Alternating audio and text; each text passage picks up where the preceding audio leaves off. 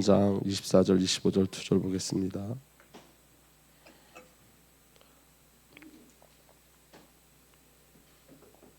로마서 3장 24절 25절 2절 함께 봅니다.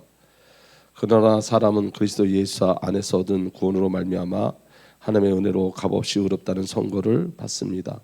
하나님께서는 이 예수를 속죄 제물로 내주셨습니다. 그것은 그의 피를 믿을 때에 유효합니다. 하나님께서 이렇게 하신 것은 사람들이 이제까지 지은 죄를 너그럽게 보아 주심으로써 자기의 의를 나타내시려는 것이었습니다. 아멘. 오늘 설교를 기도해서 다 해서 그냥 저와 여러분들이 함께 쭉 나누면 될 것 같아요.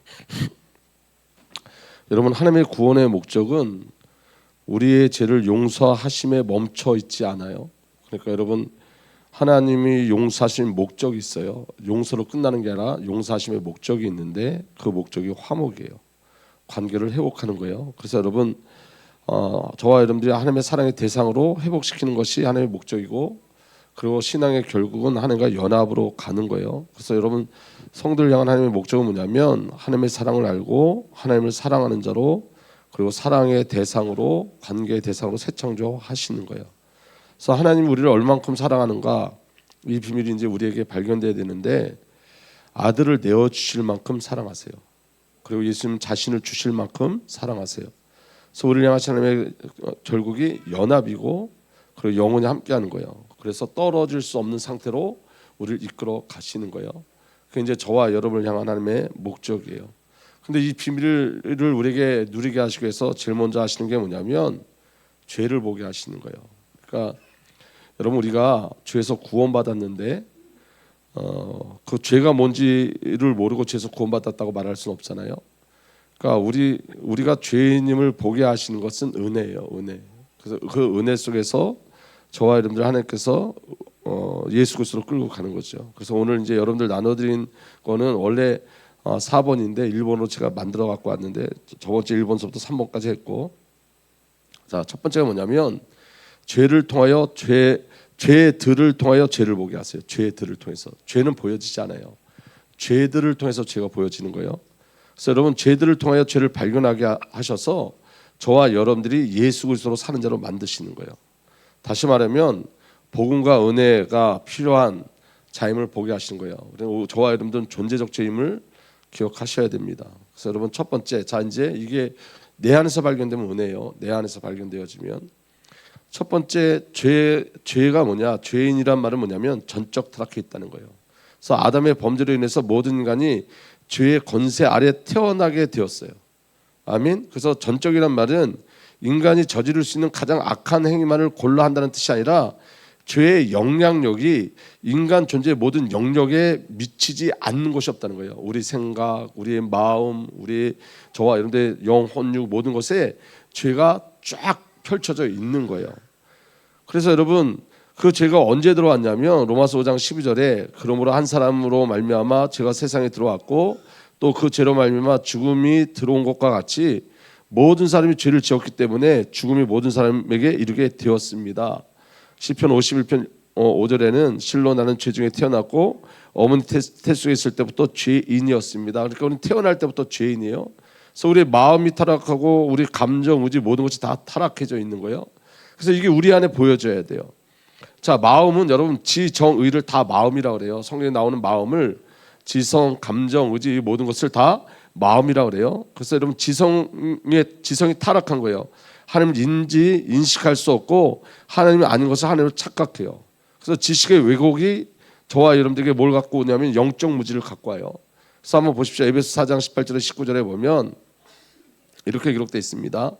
그들은 자기들 속에 있는 무지와 자기들의 마음의 완고함 때문에 지각이 어두워지고 그랬어요. 무지와 마음의 완고함 때문에 지각이 어두워지고 하나님의 생명에서 떠나 있습니다. 그들은 수치의 감각을 잃고 자기들의 몸을 방탕에 내맡기고 탐욕을 부리며 모든 더러운 일을 합니다. 이건 여러분 지금 불신자들의 이야기를 하는 건데, 사실은 이제 우리가 확인해야 될 건 뭐냐면 우리의 모습이 여기 있다는 거예요. 그러니까 여러분, 이게 보여지지 않으면 구원이 보여지지 않는 거예요. 무슨 말씀이 이해가 되세요? 우리 안에 무지와 마음의 완고함이 있어요. 이게 여러분 죄들을 통해서 죄를 보게 한다 그랬잖아요. 죄는 하나님과의 관계예요. 근데 그 하나님과의 관계는 눈으로 보여지지 않아요. 그러니까 죄들을 통해서 나와 하나님과의 관계가 틀어진 걸 보여주는 거예요. 하나님께서. 그러니까 관계가 틀어진 자에게 일어나는 게 뭐냐면 첫 번째 불신자들을 지금 이야기하는 거지만 무지, 마음의 완고함, 지각이 어두워져서 하나님의 생명에서 떠나 있습니다. 근데 여러분 무지, 완고함이 우리 안에 숨겨져 있다고요. 이게 내재된 죄예요. 내재된 죄. 그래서 이 내재된 죄가 보여질 때 우리는 하나님과의 관계를 확인할 수 있는 거예요. 이해가 되십니까? 그리고 수치의 감각을 잃고 자기들의 몸을 방탕에 내맡기고 탐욕을 부리고 모든 더러운 일을 합니다. 자 보세요. 예수 믿는 자들이 이렇게 가만히 보면 음담패서 같은 거 잘 하거든요. 그래서 수치의 감각을 잃어버려서 그래요. 근데 그런 농담 아주 세상 사람들과 똑같은 농담의 종류들을 하고 그럼에도 불구하고 수치스럽다고 여기질 않아요. 감각이 없는 거예요. 감각이. 거룩이란 말은 여러분 신분을 이야기하는 건데 그 신분을 놓치면 하나님과의 신분을 놓치면 우리도 그렇게 되어져요. 그러니까 입술과 마음이 계속 범죄하게 돼 있어요. 그다음에 감정의 타락이 뭐냐면 늘 하나님을 반역하는 마음, 하나님을 싫어하고 진리를 미워하고 육체의 정욕과 쾌락을 기뻐하고 이게 불신자들에게 있지만 내재들 우리 속에 숨겨져 있는 것들이에요. 그래서 육에 속한 생각은 우리도 그렇다고 지금 저기 사도 바울이 이야기하는 거예요. 육에 속한 생각은 하나님께 품은 적대감, 원수된 마음입니다. 그것은 하나님의 법을 따르지 않으며 또 복종할 수도 없습니다. 여러분 긴장하셔야 돼요. 왜 자꾸 죄를 이야기하는지 긴장하셔야 돼요. 여기 이 죄를 가지고 죽으라는 소리가 아니라 여기서 빠져나와야 되기 때문에 그래요.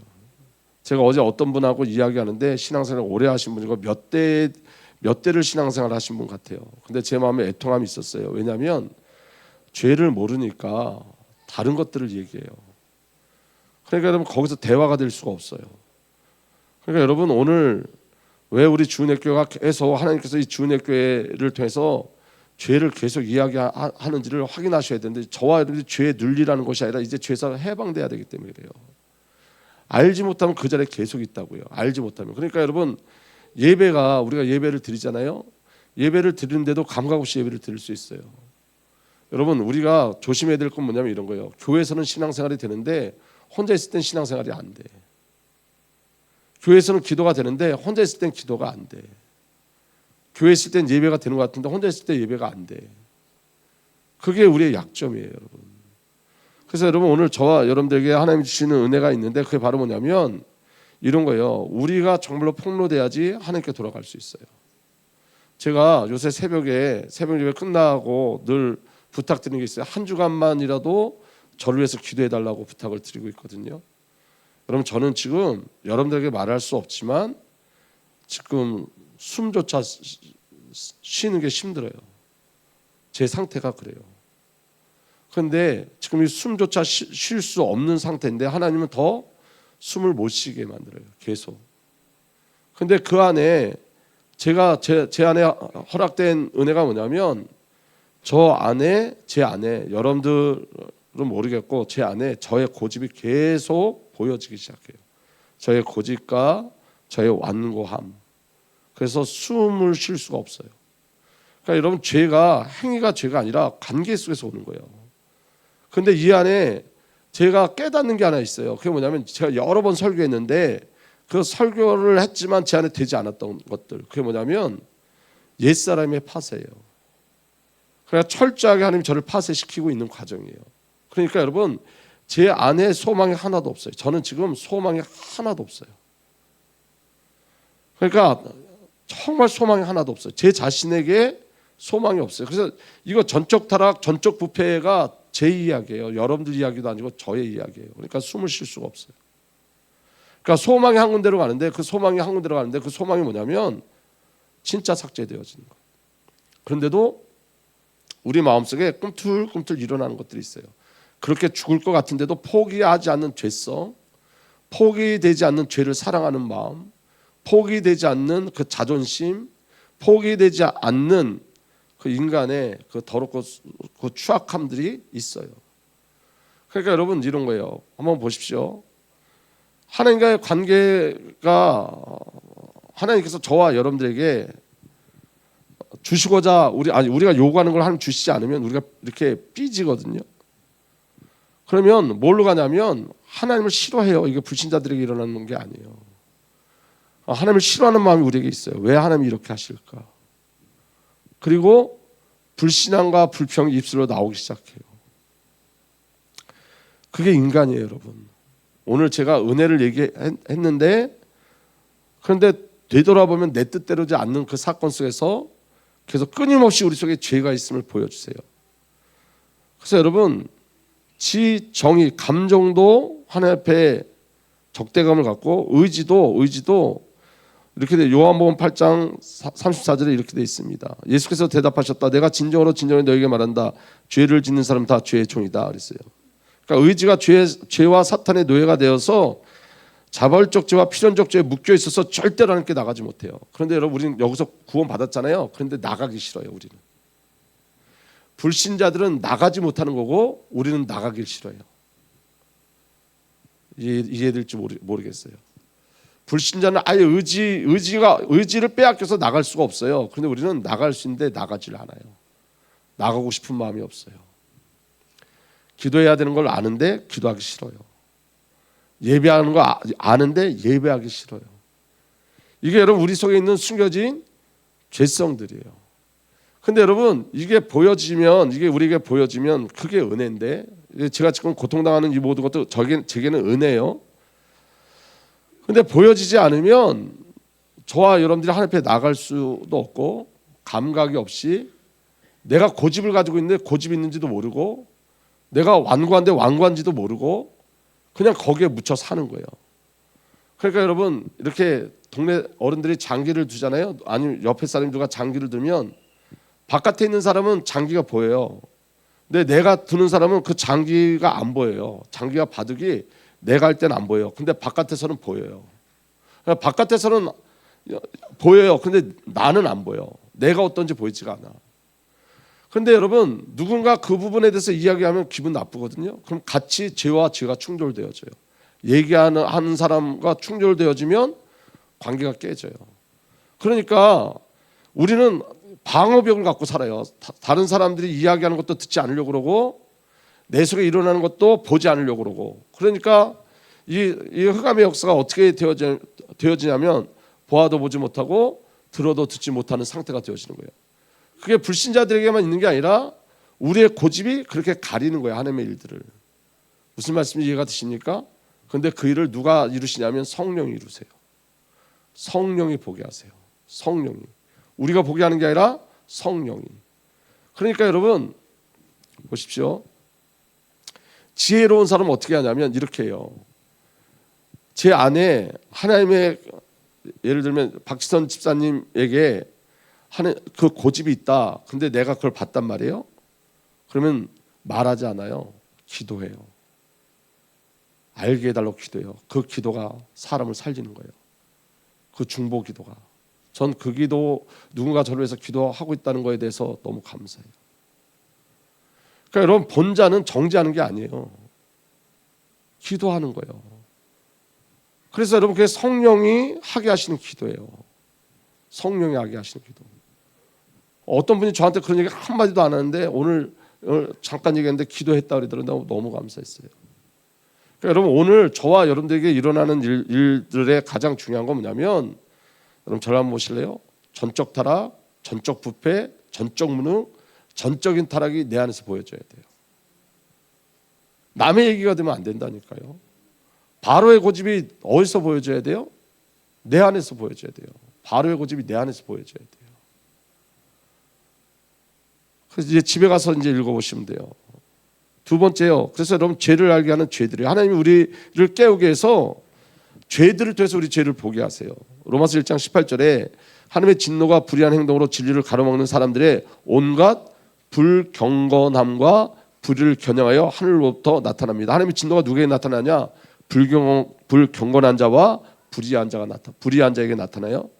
불경건하다 이 말은 수직적인 관계예요. 하나님과의 나의 관계. 그러니까 하나님과의 나와의 관계가 깨지면 불의한 자가 돼요. 수직적 관계가 깨지면 수평적 관계가 무너지는 거예요. 아멘. 그래서 제가 하나님과의 관계가 깨지잖아요. 그럼 저와 여러분들의 관계도 깨져요. 그러니까 불경건, 하나님의 진노가 누구에게 나타나냐? 불경건함과 불의한 자들에게 나타나요. 그런데 그 불경건한 자와 불의한 자의 모습이 어떠냐면 하나님을 알만한 일이 사람에게 환히 드러나 있습니다. 하나님께서 그것을 환히 드러내주셨습니다. 이 세상 창조 때부터 하나님의 보이지 않는 속성, 그분의 영원하신 능력과 신성은 사람이 그 지으신 만물을 보고 깨닫게 되어 있습니다. 그러므로 사람들은 핑계댈 수 없습니다. 불신자도 안다는 거예요. 하나님이 살아계심을. 정확히 알지 못하지만 누군가 창조주가 있다 이렇게 안다는 거예요.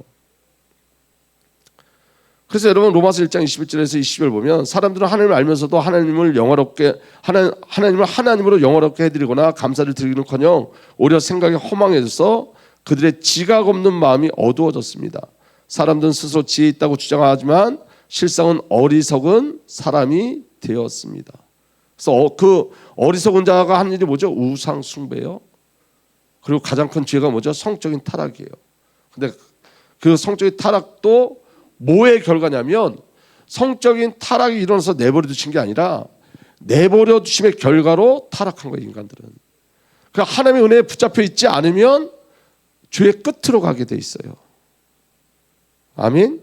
그래서 여러분 로마서 1장에는 내버려 두심이 3번이나 나와요. 그러므로 하나님께서는 사람들이 마음의 욕정대로 하도록 그대로 내버려 두시니 서로의 몸을 욕되게 하셨습니다. 사람들은 하나님의 진리를 거짓으로 바꾸고 창조 대신 피조물을 숭배하고 섬겼습니다. 하나님은 영원히 찬송을 받으실 분이십니다. 아멘. 왜 중간에 하나님 영원히 찬송을 받으실 분이십니다. 이 얘기가 왜 나오냐면 죄를 이야기하면서 이 얘기가 툭 튀어나오잖아요. 문맥과 전혀 관계없이 나오는 것 같잖아요. 이 말은 하나님 외에는 없다는 거예요. 인간은 전부 죄인이다. 하나님 외에는 없다는 거예요. 이런 까닭에 하나님께서는 사람을 부끄러운 정욕에 내버려 두셨습니다. 여자들은 남자의 바른 관계를 바르지 못한 관계로 바꾸고 또한 남자들도 이와 같이 여자와 바른 관계를 버리고 서로 욕정에 불탔으며 남자가 남자와 더불어 부끄러운 짓을 하게 되었습니다. 그래서 그들은 그 잘못에 마땅한 대가를 받았습니다. 사람들이 하나님을 인정하기를 싫어하므로 하나님께서 사람들을 타락한 마음의 자리에 내버려 두셔서 해서는 안 될 일을 하도록 놓아두셨습니다. 이제 저를 한번 보세요. 내버려 두신 것과 내버려 두지 않은 것을 우리가 어떻게 알 수 있죠? 내버려 둔 자는 감각이 없어요. 쉽게 말하면 내버려 둔 자는 숨을 잘 쉬어요. 내버려 두지 않은 자는 저처럼 숨을 못 쉬어요. 이 말이 이해되세요? 내버려 둔 자는 감각이 없기 때문에 룰랄라 할 수 있어요. 근데 내버려 두지 않은 자는 죄의 폭로가 일어나기 때문에 숨을 못 쉬어요. 그래 여러분 행위가 죄가 아니에요. 관계가 죄예요. 고집이 죄라니까요. 보여주신데도 순종하지 않고 가요. 그러니까 중간중간 하나님 알려주세요. 그게 고집이라고. 근데도 끝까지 가요. 그런데 어느 날 숨을 못 쉬게 돼요. 그건 하나님 붙잡고 있다는 증거예요. 무서운 건 뭐냐면 아무런 감각이 없는 거예요. 그러니까 여러분 여기 나와서 우상 숭배하는 사람들이 자기가 죄라는 걸 알아요? 몰라요? 모르는 게 내버려 두심의 증상이에요. 몰라요. 지금 이 동성연애 하는 사람들이 자기들이 죄라는 걸 알아요? 몰라요? 몰라요. 오히려 합리화시켜요. 내버려뒀다는 증거예요. 근데 여러분 자녀는 하나님과의 관계가 틀어지면 아파요. 정말 아파요. 절망이 와요. 그걸 은혜라고 그래요. 근데 여러분 돌아갈 수 있는 힘이 내게 없어요. 근데 하나님 어떻게 하냐면 돌아갈 수 있는 힘을 아예 빼버리세요. 우리로 움직이지 못하게 하세요. 나로 움직이지 못하게 하세요. 왜 그러냐면 그래 끌려가니까. 여러분 사람이 물에 빠지잖아요. 누가 물에 빠지면 그 사람을 건지러 들어가면 죽어요. 같이 죽어요. 그래서 여러분 애가 빠졌는데 어른이 애를 건지러 갔다 죽는 건 뭐냐면 애가 살려고 건지러 온 사람은 막 목을 누르고 계속 잡아당기고 그러니까 같이 죽어요. 그래서 제가 옛날에 TV인가 어디서 봤는데 그 물에 빠진 사람을 건지러 할 때 어떻게 하냐면 기절할 때까지 기다린대요. 바깥에서 그 물에 빠진 사람이 허우적거릴 힘도 없을 때까지 기다린대요. 그리고 완전 힘이 빠졌을 때 들어가서 끌고 나온대요. 요새 저를 그렇게 하시는 것 같아요. 하나님이 아무것도 움직일 수 없을 때까지 기다리세요. 하나님께서 내 자아가 내가 전적 타락, 전적 부패, 전적 무능, 전적인 타락 속에 있구나를 실감나게 보게 하셔서 내가 할 수 있는 일이 정말로 아무것도 없구나, 내가 숨도 쉴 수 없고 내 손가락 하나도 움직일 수 없다는 걸 아주 적나라하게 알게 하셔서 하나님이 끌고 가실 때까지 멈춰 있게 하세요. 근데 여러분, 내버려심의 증상은 뭐냐면 움직이는 거예요. 움직이는 거, 계속 움직이는 거예요. 계속 발버둥 치고 움직이는 거예요. 이 말씀이 여러분들에게 이해됐으면 좋겠어요. 그래서 여러분, 자 보세요. 죄들을 우리에게 계속 폭로시키는 거예요. 멈추라고, 우리가 죄인이라고, 너로 살지 말라고 우리를 보여주시는 거예요. 그래서 여러분, 로마서 1장 29절 30절을 보면 사람들은 온갖 불의와 악행과 탐욕과 악의로 가득 차 있으며 시기와 살이와 분쟁과 사기와 적의로 가득 차 있으며 수군거리는 자요. 옛날에 저는 이 성경 읽을 때 그냥 남의 얘기였거든요. 그래서 이 성경 읽을 때 아무런 감각이 없었어요. 근데 이게 전부 단어 하나하나가 전부 다 저예요. 이 말은 뭐냐면 제가 지금 누구의 관계를 놓치고 있다는 거예요? 하나님과의 관계를 놓치고 있다는 거예요. 이게 여러분 한번 보십시오. 여러분, 하나님과의 관계가 좋을 때가 있잖아요. 그때는 수근수근이 없어져요. 우리 안에 우리가 하나님과 깊은 관계 속에 정말 들어가면, 여러분, 기도할 때 시기하세요? 여러분들이 기도할 때 시기해요? 기도 끝난 다음에 시기해요? 여러분, 우리가 성경 읽을 땐 시기해요? 안 하잖아요. 기도할 때 시기해요? 안 하잖아요. 기도 끝나면 근데 일어나죠. 그 틈이 생긴 거예요. 하는 거야. 그러니까 우리는 우리 힘으로 살 수가 없어요. 성령이 우리를 붙잡고 성령이 우리를 끌고 가야 되는 거예요.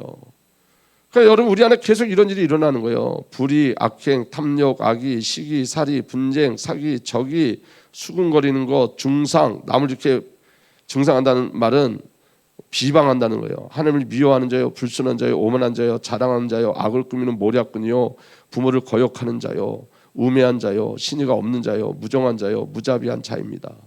이게 보여지면 우리는 예수를 구하셔야 돼요.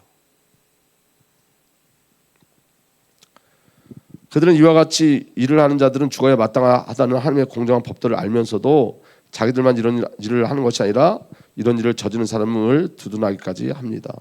그다음에 로마서 2장에 또 죄에 대해서 이야기하죠. 그러므로 남을 심판하는 사람이요, 그대가 누구이든지 죄가 없다고 변명할 수 없습니다. 여러분, 저를 한번 보십시오. 교인들 두세 사람만 모이면 심판하는 자가 돼요. 저 금방 누구를 심판하고 있어. 이게 무서운 거예요. 그러니까 이게 지금 우리 이야기하고 있는 거예요. 내 이야기예요. 여러분, 죄가 없다고 변명할 수 없습니다. 그들은 남을 심판하는 일로 결국 자기를 정죄하는 셈입니다.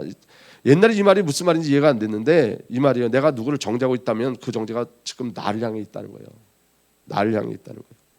남을 심판하는 그들도 똑같은 일을 하고 있기 때문입니다. 하나님의 심판이 이런 일을 하는 사람에게 공정하게 내린다는 것을 우리는 압니다. 이런 일을 하는 사람들을 심판하면서 스스로 그런 일을 하는 사람이요, 그들은 하나님의 심판을 피할 수 있을 줄 생각합니까? 자기도 똑같이 하면서 남을 정죄하고 판단하고 계속. 아니면 하나님께서 인자하심을 베푸셔서 그들을 인도하여 회개하게 하신다는 걸 알지 못하고 오히려 하나님의 풍성하신 인자하심과 너그러우심과 오래 참으심을 없이 여기는 것입니까? 다시 말하면 하나님이 우리 자신이 그런 걸 우리가 보면 회개하잖아요. 하나님 우리 회개를 기다리고 있는데 오히려 우리가 회개하지 않고 하나님의 인자하심과 너그러우심과 오래 참으심을 없이 여기고 있다는 거예요. 그들은 완고하여 회개할 마음이 없으니 하나님의 공정한 심판이 나타날 진노의 날에 자기가 받을 진노를 스스로 쌓아 올리고 있는 것입니다. 하나님께서는 각 사람에게 그가 한 대로 갚아주실 것입니다. 여러분, 이게 무거운 설교지만 중요한 설교예요. 한번 보십시오. 사도 바울이 로마서에 편지를 보내요. 그러면 이렇게 써야 되잖아요. 좋은 얘기를 많이 해야 되잖아요. 무슨 말씀이 이해가 되세요? 근데 사도 바울이 복음의 능력에 대해서 복음이 예수다 딱 이야기하고 난 다음에 그들의 죄를 계속 이야기하는 거예요. 그들의 죄에 대해서. 무슨 말씀 이해가 되세요? 왜냐하면 이 예수가 이 죄 때문에 왔다는 거예요. 이 죄 때문에. 그런데 여러분 한번 보십시오. 우리는, 저와 여러분들은 지금 맹숭맹숭하지만 이 서신을 받은 로마 교회 성도들은 어땠을까요? 자지러졌을 거예요. 그리고 분명히 이렇게 했을 거예요. 우리가 어찌 알고 그랬을 거예요. 그런데 이 시대는 죄에 대한 감각이 없어요. 우리 자신이 죄에 대한 감각이 없어요. 그러니까 매일 똑같은 설교로 들려지는 거예요. 감각이 없어요. 울어야 되는데 울지를 않아요. 저의 무서움은 이런 거예요, 여러분. 우리가 다 하나님 나라에서 만나야 되는데 맞지 않나요?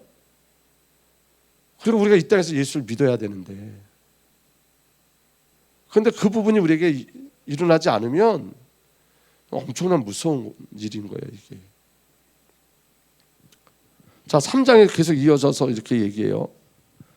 그럼 무엇을 말해야 하겠습니까? 우리 유대 사람이 이방 사람보다 낫습니까? 전혀 그렇지 않습니다. 유대 사람이나 그리스도 사람이나 다 같이 죄 아래 있음을 우리가 이미 지적하였습니다. 성경에 이렇게 기록되어 있습니다. 의인은 없다, 한 사람도 없다. 깨닫는 사람도 없고 하나님을 찾는 사람도 없다. 모두가 곁길로 빠져서 쓸모가 없게 되었다. 선한 일을 하는 사람도 없다, 한 사람도 없다. 그들의 목구멍은 열린 무덤이다. 혀는 사람을 속인다. 입술에는 독사의 독이 있다. 입에는 저주와 독설이 가득 차다. 발은 피를 흘리는 일에 빠르며 그들이 가는 길에 파멸과 비참함이 있다. 그들은 평화의 길을 알지 못한다. 그들의 눈에는 하나님을 두려워하는 빛이 없다. 율법에 있는 모든 말씀이 율법 아래 있는 사람에게 말한 것이 우리는 압니다. 그것은 모든 입을 막고 할 말을 잃어버리게 한다면 모든 입을 막아버렸어요. 온 세상을 하나님 앞에 유죄로 드러내려고 하는 것입니다. 할 말을 없게 만들었다고. 그러니까 여러분, 저를 한번 보십시오. 이런 거예요. 할 말 없는 자가 되셔야 돼요. 지금 오늘 저와 여러분들이 하나님 앞에 할 말 없는 자가 돼야 된다고요. 핑계할 자가 없는 자가 돼야 돼요. 할 말이 없어. 할 말 없는 자가 돼요. 아멘. 모든 사람이 죄를 범하였습니다. 그래서 사람은 하나님 영광에 못 미치는 처지에 놓였습니다. 이게 로마서 3장까지 계속 죄에 대해서 이야기하는 거예요. 그런데 그걸로 끝나지 않아요. 이 비밀을 아는 자에게 숨구멍을 주시고 생명을 주시는데 그게 바로 뭐냐면 그러나 이제는이에요.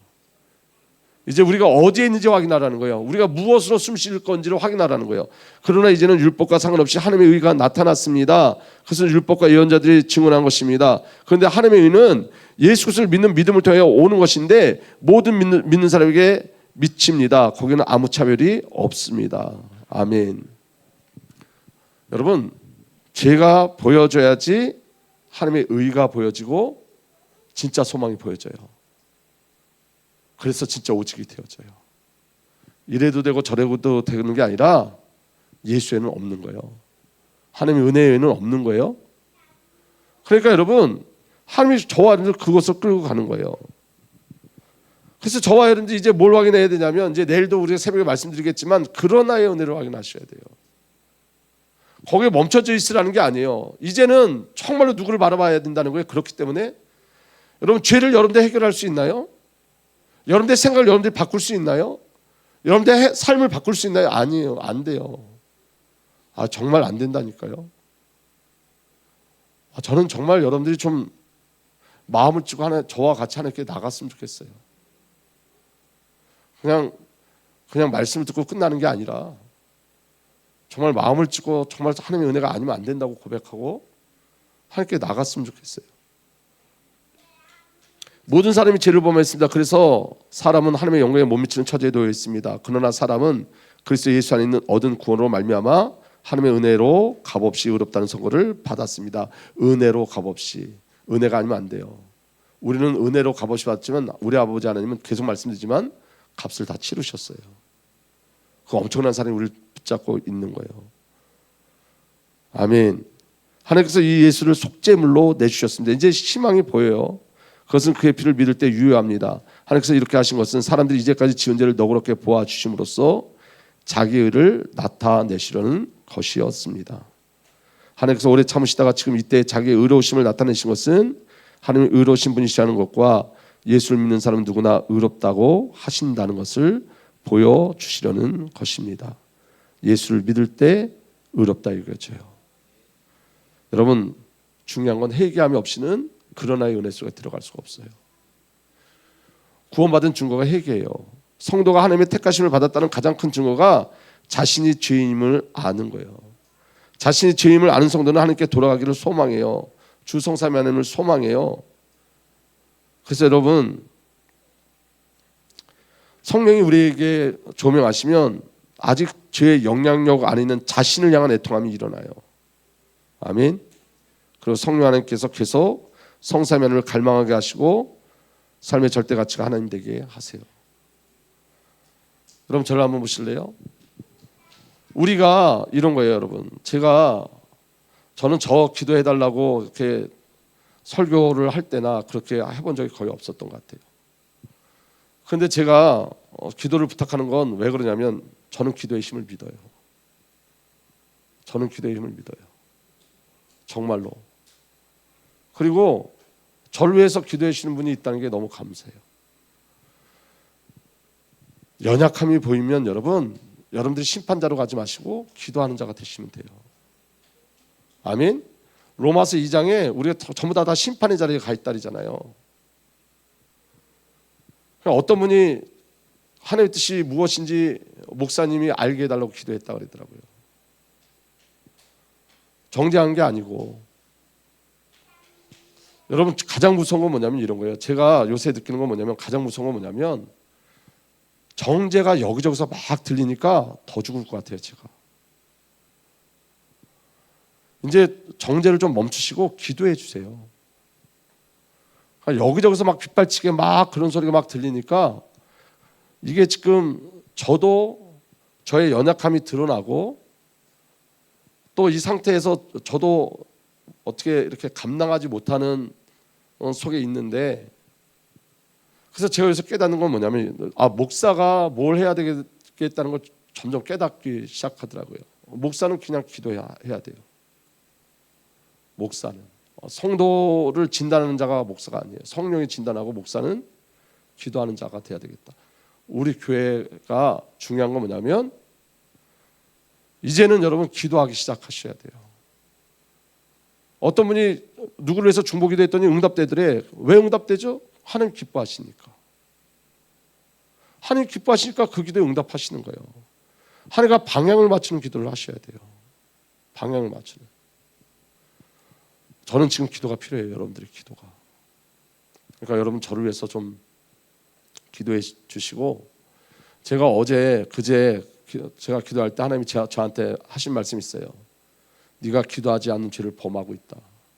제게 말씀하신 거예요. 저도 기도하겠습니다. 지금은 우리 주은혜 교회에 하나님의 은혜가 절대적으로 필요해요. 함께 서로 중보하고 함께 은혜 가운데 들어가고, 그 다음에 여러분 이런 거예요. 죄에 대한 애통함이 있기를 소망하셔야 돼요. 죄에 대한 애통함이 없으면 예수 안 보여요. 절대로. 내 죽음이 보여질 때 예수가 생명으로 보여져요. 나의 죽음이 보여질 때 비로소 예수가 생명으로 보여지고 유일한 길로 보여져요. 그리고 은혜라는 단어를 이해할 수 있어요. 그 응답이 저와 여러분들에게 누려지기를 예수님으로 부탁드립니다. 이제는 우리 구주 예수 그리스도의 놀라신 은혜와 우리 아버지 하나님의 사랑과 성령 하나님의 내주 인도 보호 역사 교통하심이 오늘도 예수만을 소망하는 하나님의 귀한 언약의 백성들 위해 이제로부터 영원토록 함께 계시기를 간절히 축복하고 또 축복하옵나이다. 아멘.